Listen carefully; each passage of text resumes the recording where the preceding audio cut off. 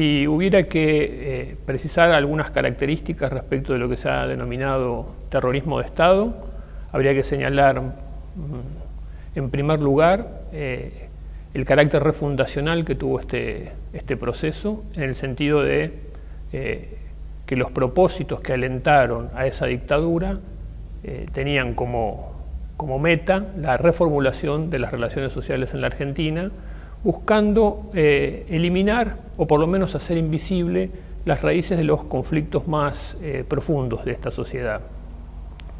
Para ello, y como complemento de estos objetivos, se diseñó un plan, digamos, de terror sistemático, que es otra de las características fundamentales de este régimen, que además los distingue de otros procesos dictatoriales previos en la Argentina, que se remontan ya a los años de la década del 30 y que en sucesivos golpes se fueron dando a lo largo del siglo XX. Este terror sistemático se desplegó a través de un sistema de lo que Pilar Calveiro llama dispositivo concentracionario, es decir, un modo represivo que colocó a la detención, a la tortura y finalmente a la desaparición de los opositores políticos como el elemento clave de la política represiva en la búsqueda del disciplinamiento de esa sociedad y a la vez, a través de ese disciplinamiento, la reformulación de esos lazos sociales preexistentes y de su reemplazo por otros nuevos, ¿no? El resultado era, obviamente, que ese terror que acompañaba al dispositivo concentracionario se diseminara en el conjunto de la sociedad y produjera entonces un nuevo tipo de sujeto en esa sociedad que bien podríamos llamar un sujeto aterrado. Paradójicamente, ese sujeto aterrado no es aquel que siente básicamente ese terror, sino el que puede de algún modo sublimarlo en mecanismos o en discursos sobre la seguridad, sobre la tranquilidad, sobre la paz social. Con lo cual se presentaba una situación paradójica que todavía pervive en la conciencia o en la memoria de muchos de los ciudadanos argentinos, que ven aquel periodo como un periodo en el que se sentían seguros. Justamente esa seguridad emanaba de la política de terror sistemático que producía la dictadura, porque era la forma de alguna manera de conjurar esa amenaza permanente. Este dispositivo concentracionario, esta modalidad del terror sistemático, se llevó a cabo a través de una maquinaria represiva. Ese es el dispositivo concentracionario del que habla Pilar Calveiro, que tenía pasos muy precisos que iban desde el secuestro hasta la desaparición, pasando por las sesiones de tortura de los detenidos, con una particularidad respecto de otros regímenes represivos que terminaron también en el exterminio de los opositores políticos. La particularidad, a mi criterio, del sistema represivo argentino es que estos centros de detención clandestina que llevó adelante la dictadura, y a través de lo que ellos llamaban sus grupos de tareas, grupos de tareas, por otra parte, conformados por miembros de las Fuerzas Armadas o por viejos integrantes de la AAA, ¿no?, la Alianza Anticomunista Argentina de la época del gobierno de Isabel, decía, este dispositivo concentracionario, estos campos de concentración o centros clandestinos de detención, no estaban perfectamente delimitados respecto del resto de las instituciones de la sociedad argentina. ¿Qué quiero decir con esto? Que funcionaban en espacios que formalmente estaban destinados a otros usos. Por ejemplo, la Escuela de Mecánica La Hermana es justamente una escuela para la oficialidad y la suboficialidad de la Armada Argentina.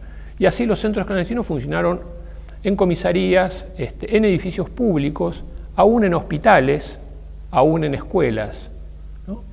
O aún adentro de las propias fábricas, cuando se montaban los operativos de secuestro de los delegados y de los activistas obreros, ¿no? Se hacían como centros transitorios de detención, donde ya empezaba el procedimiento de la secuencia, digamos, de secuestro, tortura y que finalmente termina en la desaparición. Este dispositivo tuvo una consecuencia además que también lo delimita respecto de otras políticas represivas, que ha sido la deshumanización o lo que se llama la deshumanización de las víctimas. ¿En qué sentido? En el sentido en que todo el proceso represivo, desde el inicio hasta el final, está de alguna manera matrizado por la objetivación del opositor político, por su deshumanización, por su dessubjetivación extrema, al punto que, como decían muchos represores dentro de los propios centros clandestinos, ellos eran a partir de ese momento los dueños no solo de la vida de los detenidos, sino también de la muerte, su propia muerte. De hecho, surge entonces esta nueva terminología jurídico-política, que es la del detenido desaparecido. Los desaparecidos implican, como dice Héctor Schmuckler, el carácter de crimen ontológico de la última dictadura argentina, ¿no? Y ahí también reside entonces esta diferencia entre este proceso de terror, que justamente por eso ha acuñado un término nuevo respecto de dictaduras anteriores, ¿no? Para dar de alguna manera cuenta del salto cualitativo en términos represivos que representó la dictadura del 76 respecto de las precedentes, ¿no? El propio nombre de terrorismo de Estado, que ha suscitado un montón de polémicas acerca de si es el término más adecuado, es bueno, digamos, que se discuta acerca de la pertinencia de un término para caracterizar o para tratar de abarcar un evento de estas magnitudes. Me parece que tiene la ventaja de hacerlo distinto a ese régimen respecto de dictaduras anteriores, tiene la desventaja de no fortalecer esta dimensión criminal que conserva la palabra dictadura, pero me parece que es bueno, digamos, seguir discutiendo alrededor del término. Otra ventaja sería este énfasis en la cuestión del terror como una política reconfiguradora de los lazos sociales, y eso nos lleva a, bueno, cuáles han sido los antecedentes, de dónde brota este terror de Estado y cuáles han sido sus consecuencias y sus pervivencias.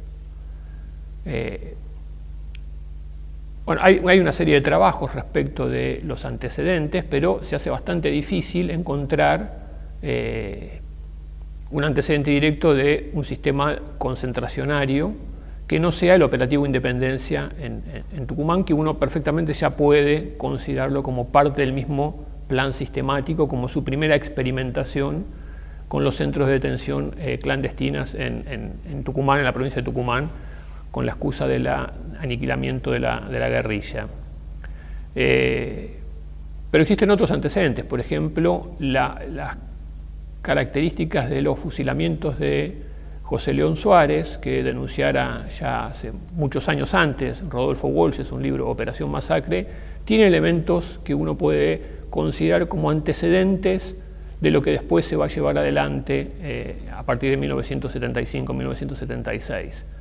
Otro antecedente podría también, para tener en cuenta, podría ser los fusilamientos en la base Almirante Sarre en Trelew, cuando los guerrilleros fugados de la cárcel de Rawson se rinden, y en la madrugada del 22 de agosto son fusilados de modo clandestino, ilegal, etc., en una base, ya no en un basural, no en un lugar apartado, sino en una base, o sea, en una institución de las Fuerzas Armadas, de caso de la Armada.